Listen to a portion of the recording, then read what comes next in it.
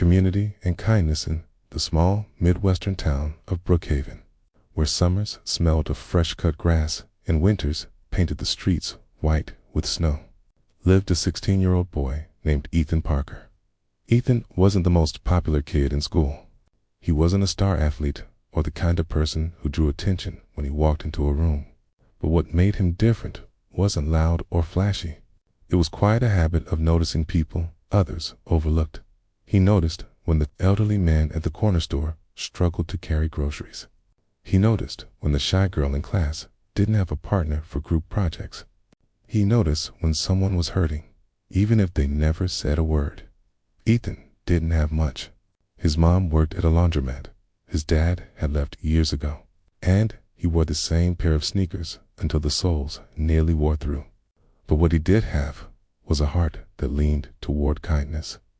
The first spark one chilly November morning, Ethan was walking to school when he spotted Mrs. Miller, the town's elderly librarian, struggling to shovel snow from her front steps. Her hands trembled with each lift of the shovel.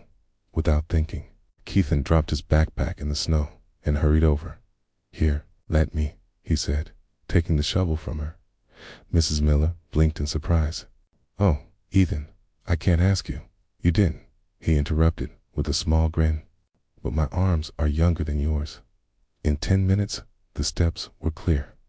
Mrs. Miller smiled, her eyes crinkling. "You remind me of your father, always helping people." Ethan's chest tightened. He didn't remember much of his dad, but hearing that felt like a gift. He thought that would be the end of it, just one act of kindness. But kindness has a way of spreading. The ripple begins the next week. Mrs. Miller told Ethan's story at the library's book club. Soon, people around town began to notice the boy who quietly helped others. One afternoon, as Ethan walked into the diner where his mom worked, a man slipped him a free slice of pie. "For the kid with a good heart," the cook said. At first, Ethan felt embarrassed. He hadn't done anything special. But something was happening, something bigger than him. The school project day, a few weeks later, Brookhaven High announced a new initiative, the Community Kindness Project. Each student had to perform one act of service and write about it. Most students groaned. Some joked about picking up trash for 10 minutes. But when the teacher asked for volunteers to go first, Ethan raised his hand. "I already started," he said simply.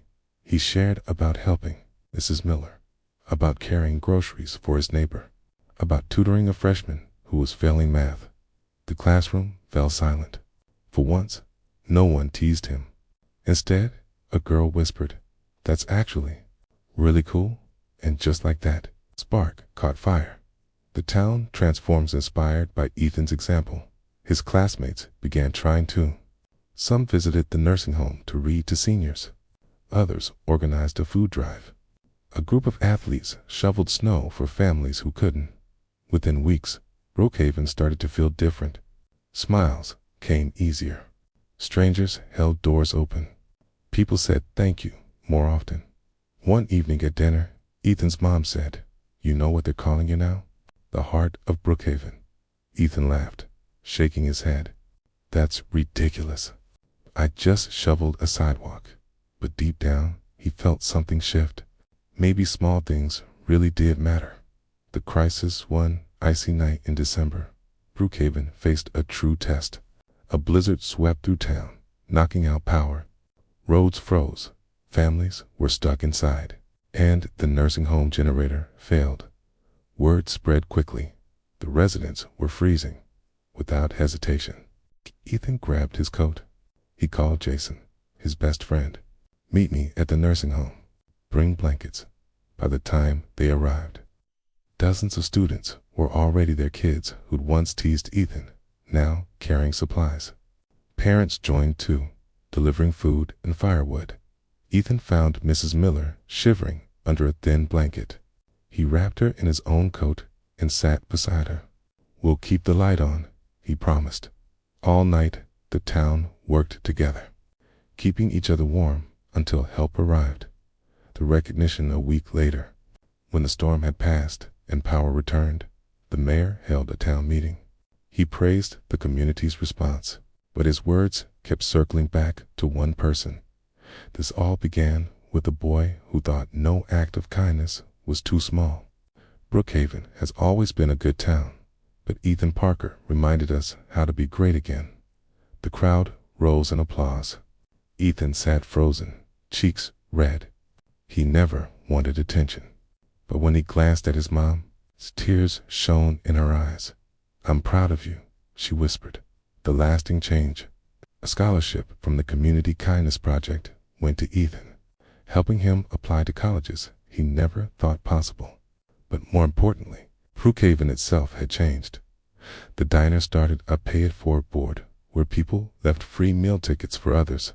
The school made the Kindness Project an annual tradition. Neighbors checked on each other more often, and every time someone asked how it all started, the answer was simple: a boy with a shovel and a heart. Years later, Ethan grew up to become a teacher, returning to Brookhaven to guide the next generation. His students often asked, "Mr. Parker, what made you want to help people so much?" He'd smile and say, "Because even the smallest act can change a whole town." Never underestimate what your kindness can do. And sometimes, when snow covered the sidewalks, he'd see teenagers out shoveling driveways for strangers, and he knew the ripple hadn't stopped. Moral of the story: kindness doesn't have to be grand to matter. It starts with one person noticing, one person caring, one person choosing to act.